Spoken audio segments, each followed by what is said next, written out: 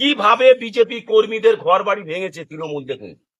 এটা 2021-এর বিধানসভা ভোটে রেজাল্ট আউটের পর। আর এখন শ্রমিক বাবু, বিজেপির নেতা, আপনি গান্ধীবাদী শোনাচ্ছেন, গান্ধীবাদীর গল্প শোনাচ্ছেন। আপনার ঘর তো ভাঙেনি, আপনার গায়ে তো হাত পড়েনি। 21-এর বিধানসভার পরে কত হাজার বিজেপি কর্মীকে বাড়ি ছাড়া হতে হয়েছে জানেন? কত বিজেপি কর্মীর বাড়ি ঘর দোকানপাট ভাঙচুর হয়েছে জানেন?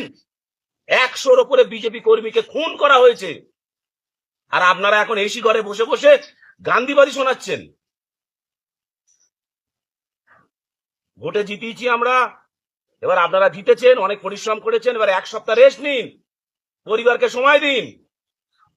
বিজেপি কর্মীদের উপরে যে অত্যাচারগুলো হয়েছে এতদিন ধরে, 15 বছর ধরে, তার হিসাবটা এবার নিতে দিন, হিসাব নিতে দিন।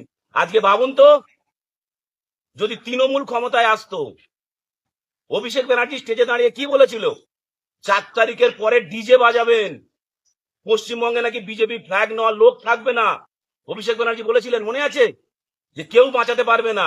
আজকে যদি তৃণমূল আসতো, আজকে বিজেপি কর্মীদের বাড়িঘর থাকতো, আজকে দেখতেন অন্তত 8 থেকে 10,000 বিজেপি কর্মী খুন হয়ে যেত, কয়েক লক্ষ বিজেপি বাড়িঘর ভাঙচুর হয়ে যেত।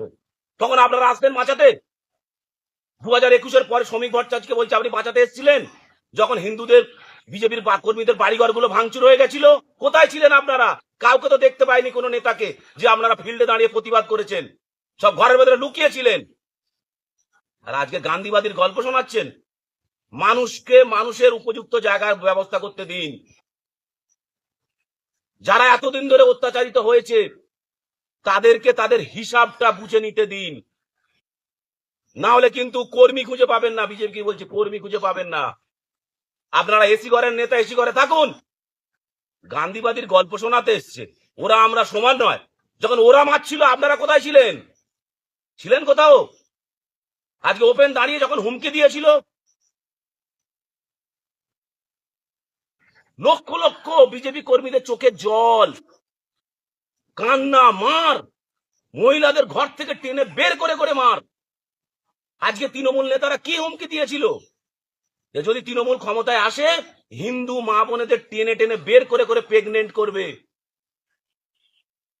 আজকে ভাবুন, যদি তৃণমূল সরকার আসতো, আজকে পশ্চিমবঙ্গের হিন্দুদের হাল কোন জায়গায় গিয়ে দাঁড়াতো। আর আজকে আপনারা গান্ধীবাদীর গল্প শোনাচ্ছেন। আমি সমস্ত পশ্চিমবঙ্গের বিজেপি কর্মীদের বলছি, নেতা রাখুন, দরকার নেই আমাদের কোনো পদের। হিসেবটা বরাবর হবে, হিসাব বরাবর করে নেবেন, বরাবর ডিজে বাজাবেন।